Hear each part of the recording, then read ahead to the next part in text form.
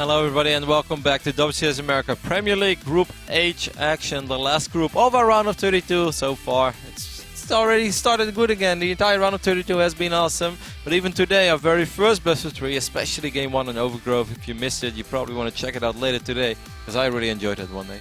Yeah, that was an interesting series to say the least. We saw Swarm hosts against regular Bioplay, we saw Roach Hydra, and then we saw a Bomber just do what Bomber does best and say, I'm not going to lose to the same thing twice. So he's in the winner's match. Of course, we have our second match to determine who plays versus him. The loser will face off against Slam. It's going to be puCK versus MajOr. Yeah, it's going to be a great series between two of the best players of their respective races in North America. This is pretty much as good as North American StarCraft is going to be. I'd give a small advantage to MajOr on paper because puCK is not that well known for PvT being his strongest matchup. Then again, I would also say that MajOr doesn't really excel in TvP. However, over the last few months, a couple of times when I saw him go up against puCK, for instance, that other strong North American Protoss player, MajOr did look very solid. So I'd say small advantage for Juanito, but it's going to be an awesome close series between two amazing North American players. Let's just go ahead and hop into the game. However, you know, Nate, in the start of the day we said like, well, there is a very good chance that either MajOr or MajOr or puCK is going to advance to the round of 16. After I watched Slam play in that first series of the day, I am not 100% sure yet. Like, it's going to be difficult. These guys are going to have to work hard for it, because Slam, he did look very strong in that first series of the day against Bomber. Yeah, I have to say, MajOr has shown a lot of weakness to those styles as well in the last season of WCS, so he actually really needs to win this match, because I like his TvP and his TvT a whole lot better than I like his TV Roach Hydra. Yep, that is correct. Violet busted it out a couple of times. Either way, over here on the right top side of the map, representing IVD Gaming, it is, of course, puCK. puCK, the man with an unlimited amount of... This is actually the battle of the two players in North America with the highest amount of nicknames. Yeah, I mean, MajOr has probably like 10 pseudonyms people call him by, and puCK has recently started to add. puCK has been working on it. Like, I don't know what Schloopy is, but apparently he's digging it. And of course, we know he likes to call himself Iron Man as well. He used to go by Laia, and of course, we know him as puCK. So that is a solid 4 or 5. However, this guy on the left bottom side of the map, he goes by Windy, Enterprosser, Quantic Flow. What are the others, Nate? Princess. Goodness knows what else, man. Yep. But we know him as the Red Terran player from Root Gaming. At least for now. He is MajOr. Kappa. Of course, MajOr has joined Root a couple of times in his life, left a couple of times as well. I think he's his 4th term. Yeah, this is his 4th term. I like that. But it's great. We love seeing MajOr on Root. You know, Root, of course, one of the best, if not the best, North American StarCraft 2 team out there. And it's awesome to see a very strong Terran player like MajOr on it. We saw MajOr go up in a TvT show match the other day against Supernova. That didn't really go all that well for him. Then again, you know, different day, and perhaps he didn't want to show his builds to Bomber. I don't know what was going on. But I do think it's going to be a difficult day for MajOr as well. It's really not going to be easy for any of these guys. Yeah, I like MajOr just being a little bit annoying with this SCV out, trying to block. He forces the Zealot of puCK to finish. puCK, not really your cheesy Protoss player. puCK likes his mid-game play. He does things a little bit fancy sometimes, but that could be his weakness in this matchup, where I think puCK probably has the most difficulty. I think you're spot on, Zealot there. He's going to get a couple of shots from his Reaper. Of course, puCK will drop the Nexus as soon as the Reaper is gone, and the Demolition Core is providing cover for that probe. Now I'm very curious to see what the follow-up is going to be for puCK. I'm expecting a very solid standard style from him. I know in the past he loved to be funky. You know, in the old days he used to go for Colossus drops and stuff as well. I think he tried to do it against Bomber at the Battlegrounds Atlanta, if I'm not mistaken. But I would love to see him just go up to Colossus Double Forge, then Blink Stalkers. Like, if I know my puCK and the type of player that he is, I really feel that's a style that suits okay-ish to him, and it's going to make him very hard to kill. And if puCK has 3 upgrades and 3 bases, then I believe that he can definitely keep up with MajOr. So if I was puCK, I'd definitely not try to go up to 3 bases too quickly. Don't spread yourself too thin. Just slow and steady wins the race on 2 bases, and then go up to 3 and maybe a 4th. Yeah, maybe puCK could consider, because the thing is, I haven't seen puCK play in a while, and I know that he's one of the guys that definitely takes himself off the radar when he's got big matches coming up. He has not been streaming for quite a while. puCK, of course, he's kind of a I'd say, a reasonably well-known streamer. He does like to get interactive with the community, but we haven't seen what he's been up to. And this Reaper wants to see what's going on. It will see the robotics facility, but Rotterdam, I think going for something along the lines of that big, maybe 3-base push off of some sort of double forge play would be a really good choice for a player like puCK. Yep, and that is actually a style that MajOr has lost against a couple of times as well in the recent weeks. I'm not exactly sure which games I'm referring to because I too have watched a lot of StarCraft, but I think that's very reasonable. That's of course the style that puCK maybe showed us last season in the quarterfinals against MajOr. Excuse me, against Asia. Anyways, it's a Widowmine opening over here for MajOr. This is something that I believe... Oh, well, there's a Stalker over here going adventurous. Picked up the Marine. Careful there, puCK. You want to use every single unit that you have. puCK would, of course, love to know if he's going up against a double Rex, triple Rex, or a single Rex opening. He can pretty much confirm. Oh, takes a lot of damage on the Stalker. It won't die. But he has to be careful because this drop is still coming. And that can get very, very tricky. I'm not sure what the second unit out of the Robo facility is going to be. A second Observer. So that's alright. But it's going to be really important for puCK that he has units in the right places, Nate. Because we all know... it's actually just a Widowmine, so I think he's going to be okay. His observers are not going to spot this. Maybe he could barely catch it at the edge of this tower. No, he steps MajOr off. knows it. But like MajOr wouldn't fly the medevac in range of the watchtower. This mothership core is kind of patrolling between the bases, but Roddy, it only takes a half a second of inattentiveness for a Widowmine to kill your whole probe line. Yep, that second observer is... where did the second observer go? Either way, here comes the medevac. We'll just keep a close eye. I don't see an observer in range. Both Widowmines being dropped. I kind of would love to see Terrence. Ooh, okay. Oh, the medevac's gonna die now because the Widowmine did some damage to it. The MajOr knows as well, so he said he drops the Widowmine. That is definitely I'll trade you a mine for a medevac. Good job there by MajOr. Excellent crisis reaction there as well, because if he would have kept all units in the medevac, then he would have actually lost it. Of course, puCK would have just right-clicked on the puCK only medevac. lost 2 probes, so I'd say that wasn't too bad for him either. I don't understand why Terran plays when they have double medevac, why they don't drop one Widowmine over here, and then the second one, they fly it ahead of the probes because the medevac is quicker, and do it over here. You usually boost to go in. I think like the boost runs out right as you start to drop the mine, so it's hard to get in front of the workers, at least in my experience. If you wait too long to boost, things get really difficult. Even a medevac on cruising speed is slightly quicker than probes, no? No, just take 2.5. Probes are 2.81. No? No, it was 2.75 was like really old. Okay. Alright, well today we learned it. Either way, it's just a single forge so far for puCK, who didn't indeed take all that much economic damage, so he should be fine for now. The robotics bay has been warped in, so it's definitely a little bit in the line of what I thought. It could still be... No, he has 52 probes now. I was like, it could just be a crazy 2-base push where he starts warping in 5 gateways and tries to do what we saw Seed do the other day, I believe. Just blink Stalkers and Colossus, not very inspiring, but can still be effective. And Seed won one game with it against Hard. Then again, Hard flew 4 Widowmines over his entire, or excuse me, 4 medevacs over his entire army. That's often not a good idea when you're trying to defend an all-in. Yeah, I'd agree with that one, Roddy. Raven is out. I actually like MajOr going for the Raven. We see a couple players do this when they go out of these gas openers. It's nice to pick off observers. The observer actually manages to get away from that Raven, but... Yeah, I think this is a really good position for puCK, because this third command center for MajOr is very late. puCK has played this very safe. He has a lot of workers already. By the time he wipes in that third nexus, he's going to be able to fully saturate it completely anyway.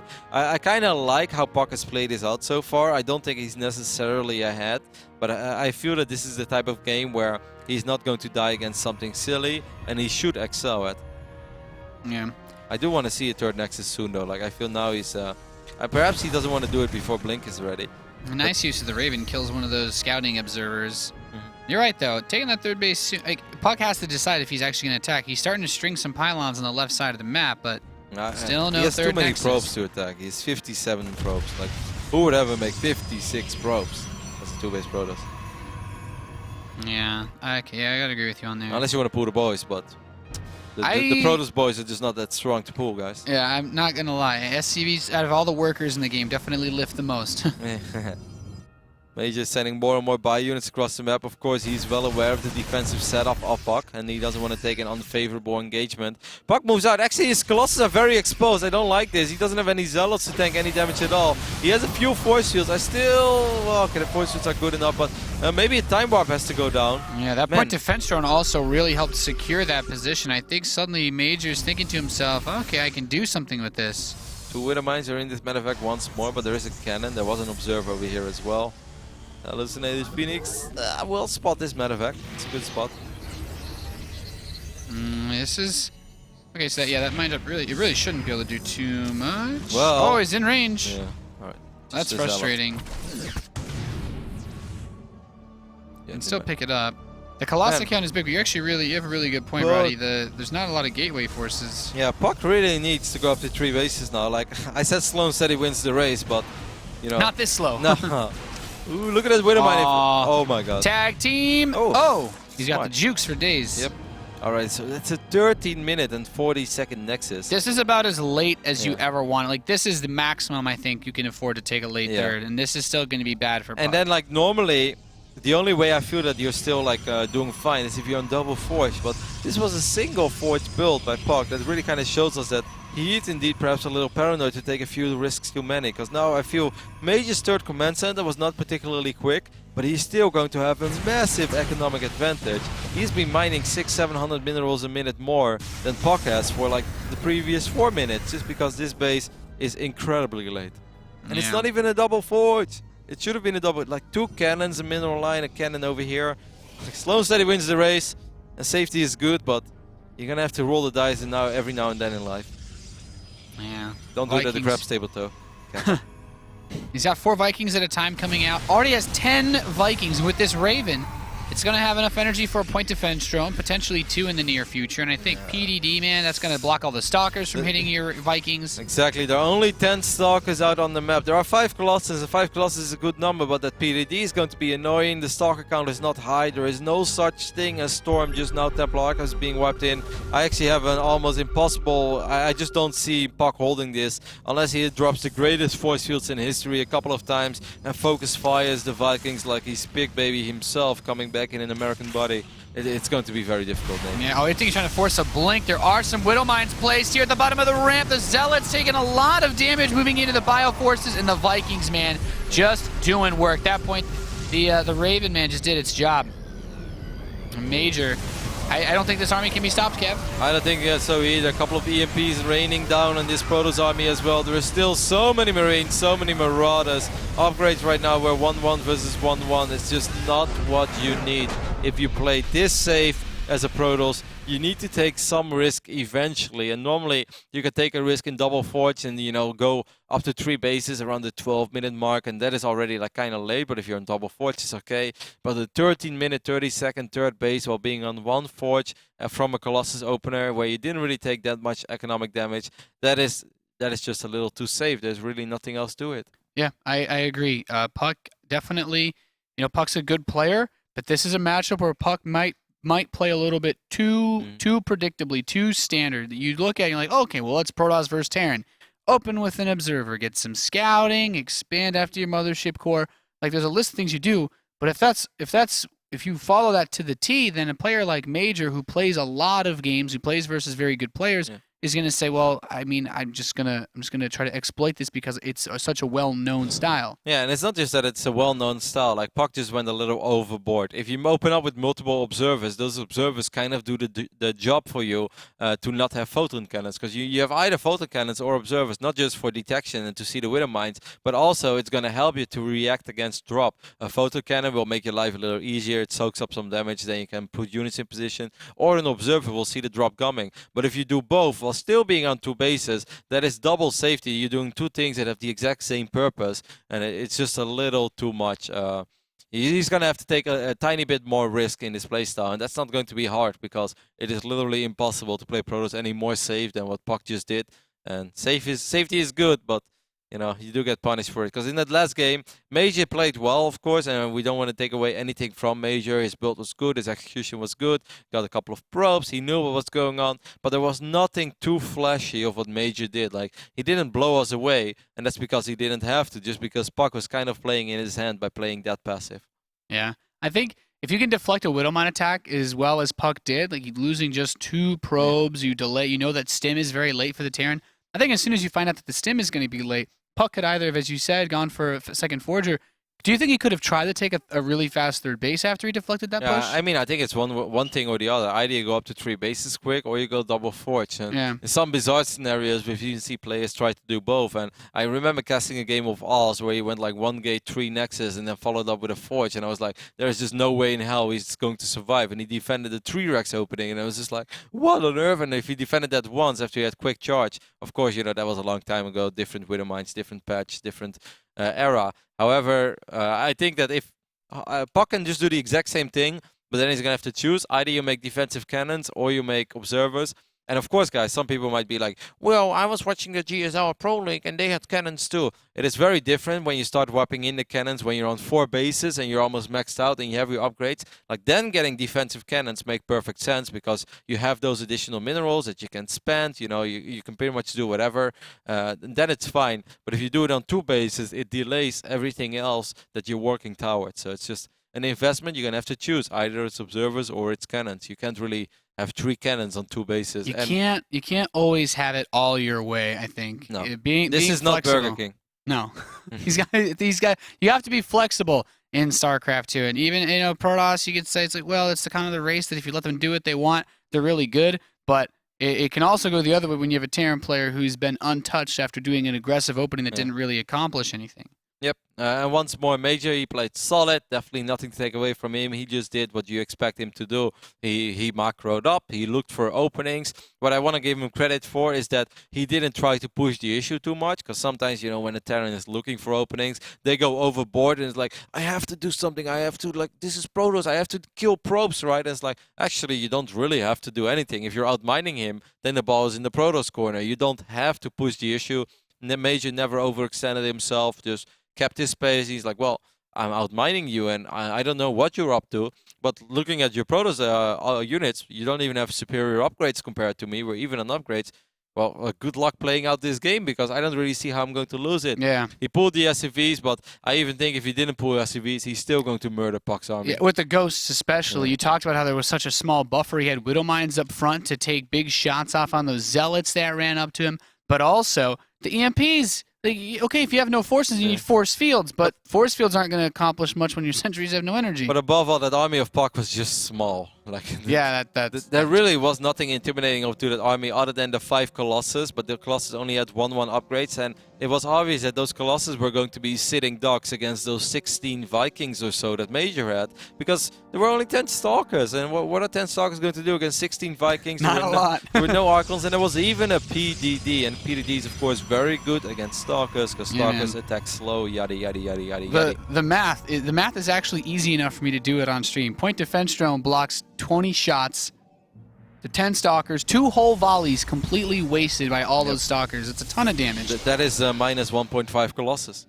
Yeah, that is a lot. Yeah. That's a lot of potential damage output those Stalkers lose. So puCK is going to try to change things up. Of course, he's our blue Protoss representing IVD Gaming in the northwest position here of King Sejong Station. One of my favorite North American Protosses, though, and I still think this is the second best North American Protoss currently after puCK. I still want to give that title to puCK because I feel that puCK has been very impressive over the last few months, even recently in the Destiny tournament, again having These a very two guys good run. fight over that spot pretty hard. I still think I favor puCK's PvZ a tiny bit over puCK's PvZ because I feel that in that matchup puCK can be a tiny bit predictable. puCK is just a little bit more well-rounded, but I would agree that puCK probably has the best PvZ of any player in North America by far. But overall, puCK still probably holds the title. His PvT is, I think, a little more solid, and I think PvP I slightly favor puCK as well. Either way, puCK still one of the best North American Protoss players, so we shouldn't look too much into that game. But hey, we have to do something when there is downtime. But sometimes when we overanalyze a game, then it sounds like we're beating down the player, but not at all. puCK, without a doubt, one of my favorite Protoss players in North America, and like we said, he's definitely up there, the best, the second best. You fill it in. It's I guess a personal opinion, and my personal opinion would be that he's slightly behind puCK, but being the second best Protoss player of your continent, Nate, that is still something to be very, very proud of. That's not bad. No. His opponent might be the #1 Terran player living in North America, representing Root Gaming. He is MajOr. Of course, if you guys all disagree with us, you can throw out your tweets, #WCS, be like, no, man, I think Arium's Blink Micro puts him above everybody else. Yeah, I mean, there are a couple of very good North American Protoses, and whenever you try to name them, there's always one that you forget, and then people are going to be really mad at you. But of course, you know, we have plenty of good Protoses. Yeah. So the build orders look pretty standard again. Major's playing a little bit more greedy. puCK's going to open up with the Stalker. Of course, he didn't have his Nexus delayed this game. He didn't have to build a Zealot. And I think as a Protoss player, would you agree if you can avoid building the Zealot, like unless you're getting cheesed, of course, like you really don't want to have to build it. True. Unless you're one of those guys that likes to chrono boost out his Stalker and his Mothership Core and run across the map, hoping that there is no bunker yet. Then you can like let the. Is that you, Roddy? No, that's not really me. You know, I'm different, Nate. I'm a little special. My mom has always told me I'm special. The teacher at elementary school told me I'm special, and it's shown in my. In your PVTs. It's shown in my PVT and in my PvP. I'm a little different than everybody else, but I'm completely okay with that. There is beauty in being different, Nate. Okay. This Marine's on a quest. He's looking for any proxies. puCK is not really the proxy kind of guy, though. No, but hey, you never know. That last well, you know, actually, there's only one famous game where puCK proxied to Stargate and went Void Rays against QXC. That's the only proxy game that comes to mind when I think of puCK. Very famous. Newkirk Precinct. Yeah. Yeah, it's even famous among the Koreans. I think Tasia has seen it multiple times. He's very happy with it. Look at this Stalker. He is so brave. Yeah, imagine if this was a Zealot Stalker Mothership Core opening, Nate. It could have gotten ugly. Yep. Did he get a kill? No, I didn't. Alright, for a second I thought I missed it in SVK. I was like, no. Either way, Major, of course, very strong economic opening. Commencing the first on the low ground. This will, of course, make scouting a little bit more difficult, but he can throw down a scan whenever he wants to, whenever he feels like it. Just one more gateway being added. So instead of the 3 gateways, it's going to be 2 gateway Robo. That might actually give us the idea that he still wants to go up to Robo Bay, but this time it's going to be double Forge. And I would like it, Nate. I'd like it a lot. Yeah, man. I would like to see puCK do something else. Switch it up. Don't play too much into Major's standard macro-based game where Major is basically saying, look, I'm favored in this matchup. And I think for a TvP, I like Major's TvP more than I like puCK's PvT. So you can't play straight up against someone who's, you know, who can beat you in a straight up macro game. And it's not meant to be an insult to puCK, but it's just saying, puCK, you got to find something else that you can do to get an advantage over Major because he's too solid, I think, to lose in the late game, especially for this matchup. So Major's going to move out a small force, getting ready to see if he can get a little bit of damage done. But with the Mothership Core there, this really shouldn't do too much. Stalker is a little bit out of position. puCK's going to have to be careful. You hate when this happens. If you are a Protoss player, Nate, and you lose your Stalker like that, if this was the Tut, he would be, I'm so tilted. I blame James the translator. He kept me awake like 3 days ago. Todd would have already left the game after that. Yes. The Observer sees the army, though, so he knows where it is. Major's like, well, is there a third base? I don't think so. He would have said something evil in French. Yeah. My French vocabulary is actually pretty good after spending a lot of time around Todd. You probably only know words we can't say on air. Exactly. So. Double Forge. This is what I wanted to see. Now I'm happy.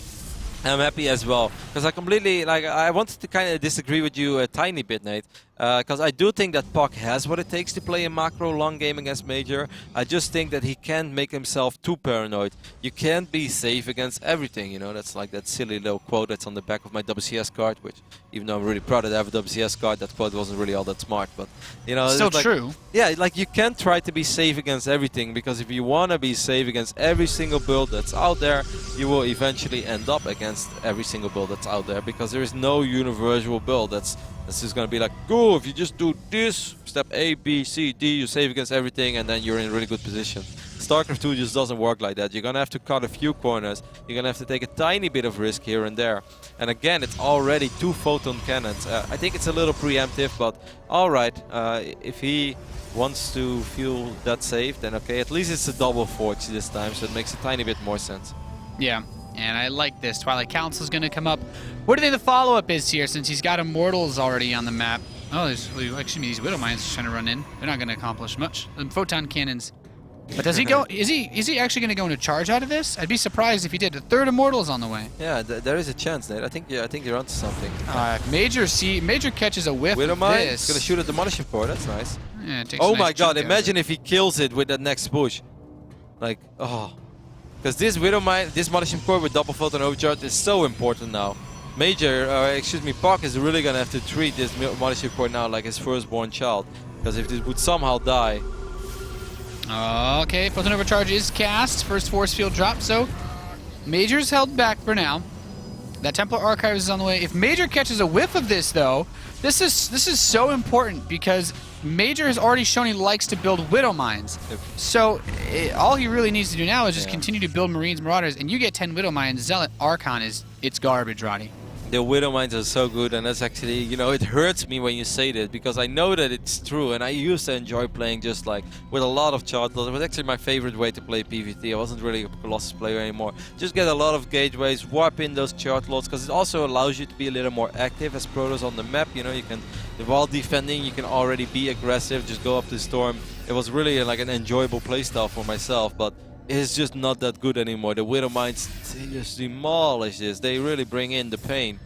It's going to make it difficult. This Cyber Core is in a really awkward position. He might actually be able to just snipe the Cybernetics Core with a couple of Marauders on the low ground. Yeah, this is like the anti-Reaper Cybernetics Core, but yeah, now it's an anti-Cybernetics Core Cybernetics Core. Yeah.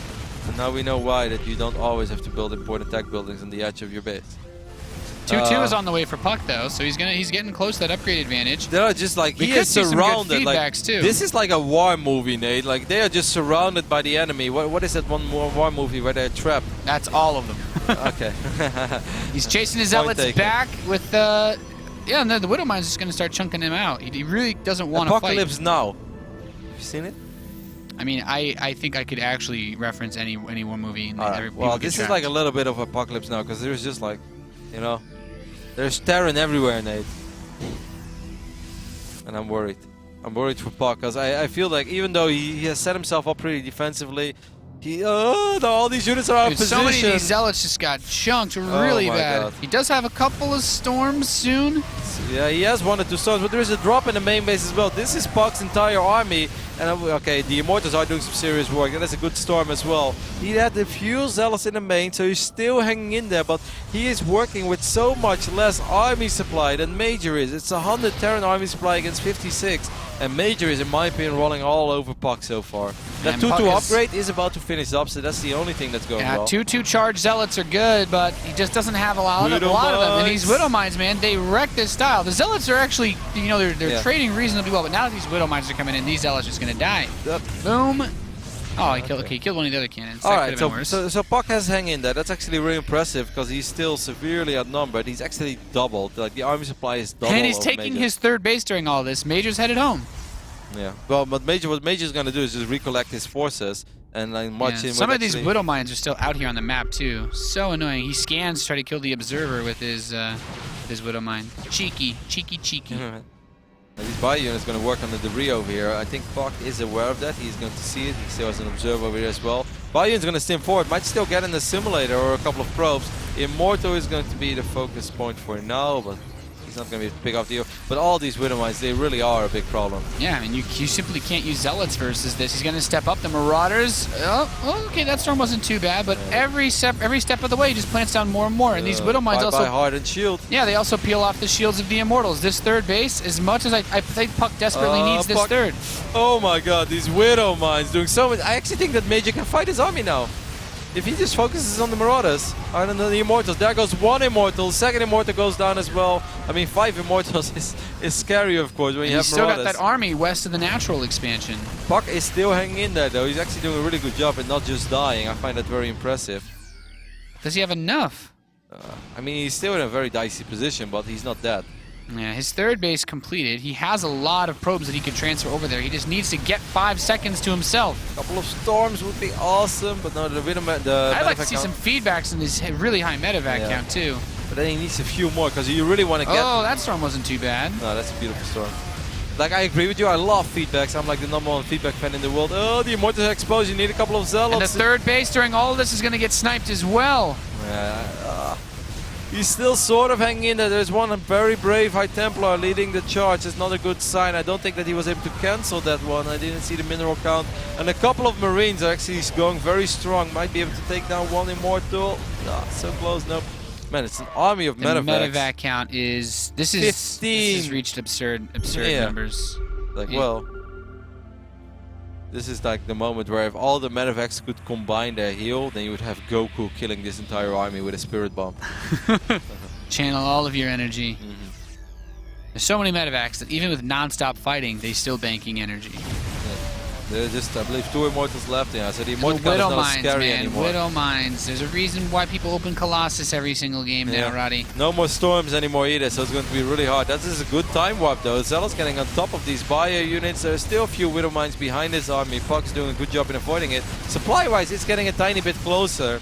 If puCK would have been able to keep that third Nexus alive, he would have actually been in okay's position, I think, by now. But he's his 3-3 is about to finish up, which is nice, but he just doesn't have enough units to make use of those upgrades. And then again, Major's entire army supply is in medevac, so unless these medevacs will suddenly start dropping bombs, he's gonna need a few bio units. Those medevacs who just crash themselves into the Immortals. Medevacs will turn into Kiro ships from Red Alert. Like, yeah, man. Medevac reporting. Boom, boom, boom. That would be good, man. I would love it. To have the Widow Mines detonate from inside the medevac. But with this much healing power, even these few units will be so difficult to kill because there's still Widow Mines there too. Yep. And every shot of those Widow Mines now really a couple hurts. of these medevacs starting to die, which I do like. I feel like there's so many of them are just one Archon volley away from dying. Man, this is like puCK is really doing a phenomenal job in hanging in there. Major's taking his 4th base now. puCK has a fully saturated 3rd though. He's taking his gas. Like, he just needs time. Picks off one of those Widow Mines. One of the Archons very low on HP. This is almost like one of those moments where the kiting will start. Only one Archon remaining, and these Zealots are going to have a really hard time getting nice and close and comfy. The fighting actually has not stopped for like the last 10 minutes of this game. Major has just been constantly pushing into puCK, except like shoots one of his own. Almost killed his own Widow Mine there. One more Observer gets picked off. Killing the Observers too is really nice. This is a Walker 3 battle at the Healing Fountain. Yeah, it's actually just not stopping. This is Orc versus Orc at the Healing Fountain. 700 like, oh my! Where did these medevacs come from? 15 medevacs. Every Marauder has his own personal medevac, and now apparently medevacs are good units. And now Hello Baby gets his back. It's all the medevacs full on energy. These Marauders are actually fighting Immortals and Archons. He's still making them. He's actually got 17 medevacs. That's 34 army supply. So ground army-wise, they're actually a lot closer. But the Immortals are so low on HP. If the Widow Mines just get one volley off, I mean, 3-3 Protoss is good, but it's only so good. Yeah. It's only so long that you can just rely on your upgrades. Major's been spending all of his money too. He's like completely broke. But puCK just doesn't have the income, I don't think. I don't know. I actually don't know what puCK would need to do to get him off. Like 2 more medevacs. He doesn't have the money to switch into Colossus while still building units to fight here. Now these medevacs are actually providing us with healing rain. It's another Walker 3 upgrade. Just gonna keep Walker 3 references for days, Nate, because this fighting is apparently not stopping. He's at 19 medevacs now. It's just puCK just does not have enough units. It's literally impossible for him to win this game, I feel. He doesn't have anything that can actually kill the medevacs either. Oh! 4GG Widow Mines over there. Medevac count drops to 15. Well, I think that's still enough. I think Major has killed more medevacs this game than puCK has. I would really love to. He just killed 4 of his own medevacs. The power of charged zealots. But he's still got that 3rd Nexus alive. He's still actually pulling in a lot of money. Like, Major should have actually just sent 2 probes to this base. Or 2 Widow Mines, excuse me, and he would have been fine. Marauder's getting nice and close now. Oh, Widow Mine is gonna be able to burrow in range of the Immortals. She shoots at the Zealots instead. puCK only has 85 supply left. He's down 100 supply. The Mothership Core is going to die.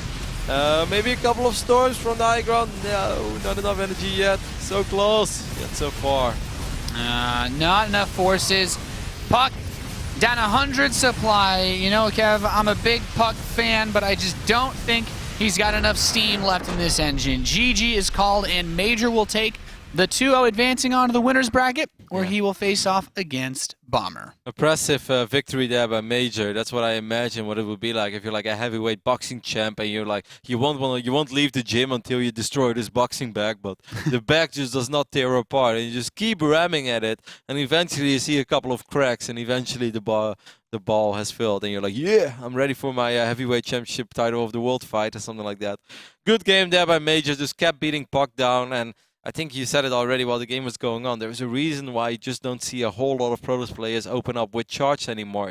It's really hard to make it work. Yeah, it's just simple. It's as simple as the Widow Mines are so good versus the Zealots that, you know, charge isn't necessarily a bad upgrade to get, but you need Colossi because they help zone out those Widow Mines. Widow Mine attack range is it's not really that big where you have to worry about engaging it with your actual Protoss army, but when you're playing with so many melee units, that's where the Widow Mines really start to shine. Not not as easy to bait. A Zealot is a lot more expensive than a single Zergling Yeah. to bait out a Widow Mine. Still absolutely phenomenal play by MajOr though. He was doing a really good job in spending his money. He had absolute map control, but he was never too stubborn, trying to only win on the 3 bases, trying to only win with this attack. He kept the pressure up, but he was still expanding behind it. He was still getting additional upgrades going. He was getting his +3 attacks as well eventually. And he just kept the pressure up, kept dropping, kept denying that 3rd base. Eventually, he was up and running for a little bit, but by then, puCK had like 40 army supply against the 100 of MajOr. MajOr perhaps slightly overdid it when it came to the medevacs, because, you know, 19 medevacs, you might be pushing it a tiny bit there, Nate. Yeah, you know, it's crazy because if puCK had somehow found a way to get momentum and I think keep that initial 3rd base alive, then maybe we're looking at something, you know, being able to be makeable out of that game, Yep. but... Bit tough for him, unfortunately, but you know, honestly, I think he has a better matchup going up against Slam in the lower bracket match. Yeah. Mostly because I like his PVZ, although Slam has looked disgustingly good today. Exactly. Slam looked very good against Bomber earlier today, so we are getting ready for a very exciting series as the player with, in my opinion, the best Protoss vs Zerg in North America, puCK, is going to go up against a very interesting and fun to watch Taiwanese Zerg play. Slam, he's crazy in the macro, a little bit similar to Tutbing, our Chinese Zerg that we've seen in the round of 16 a couple of times. That should be a great PvZ series, and that series will be coming up right after this very small commercial break.